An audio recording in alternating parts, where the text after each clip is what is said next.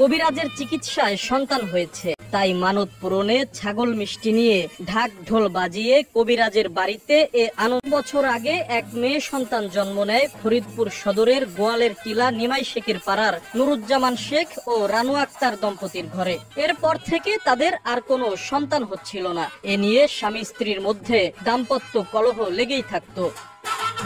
রানু আক্তারের দাবি, ঢাকায় বড় বড় ডাক্তার দেখিয়েও তিনি সন্তান জন্ম দিতে পারছিলেন না, বরং ডাক্তাররা বলেছিলেন তিনি সন্তান জন্ম দেওয়ার ক্ষমতা হারিয়ে ফেলেছেন। এরপর তিনি রাজবাড়ীর গোয়ালন্দু উপজেলার রমজান মাতুব্বর পাড়ার কবিরাজ নাজমা বেগমের শরণাপন্ন হন। মানত করেন সন্তান হলে ছাগল মিষ্টি নিয়ে ঢাক ঢোল বাজিয়ে কবিরাজের বাড়িতে আনন্দ উদযাপন করবেন। নাজমার চিকিৎসায় রানু আক্তার 7 মাস আগে জন্ম দেন এক ফুটফুটে ছেলে সন্তান। তাই মানত পূরণে রোববার দুপুরে ছেলে ইসমাইলকে সঙ্গে করে ছাগল মিষ্টি নিয়ে ঢাক ঢোল বাজিয়ে কবিরাজের বাড়িতে আসেন তিনি। কবিরাজের হাতে মুখে ভাত দেন ছেলেকে।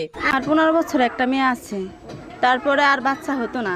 ঢাকা অনেক চিকিৎসা করাইছি, ঢাকার ডাক্তার বলছে আর হবে না, মানে অনেক চিকিৎসা ডাক্তার দেখাইছি, অনেক জায়গায় ঘুরছি, কিন্তু বাচ্চা হয় নাই। তারপর নাজমা আপার কাছে আইসা চিকিৎসা নিয়েছে, আল্লাহ রহমত করছি। অনেক ডাক্তার দেখাইছি, কোনোদিনও বাচ্চা ডাক্তার বলছে আর বাচ্চা হবে না। তখন ওর কাছে আইছে, ও কইছে যে না বাচ্চা হবে। আমি সত্য কথা বললাম, তোর বাচ্চা আমি হবো, তারপরে আল্লাহ আছে, তুই আমার কি দিবি তাই কর।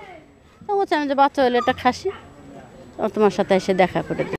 কবিরাজ নাজমা বেগমের দাবি, তার চিকিৎসায় এ পর্যন্ত 25টি নিঃসন্তান দম্পতির ঘরে সন্তান হয়েছে। এছাড়াও বিভিন্ন জটিল রোগের চিকিৎসা দেন তিনি।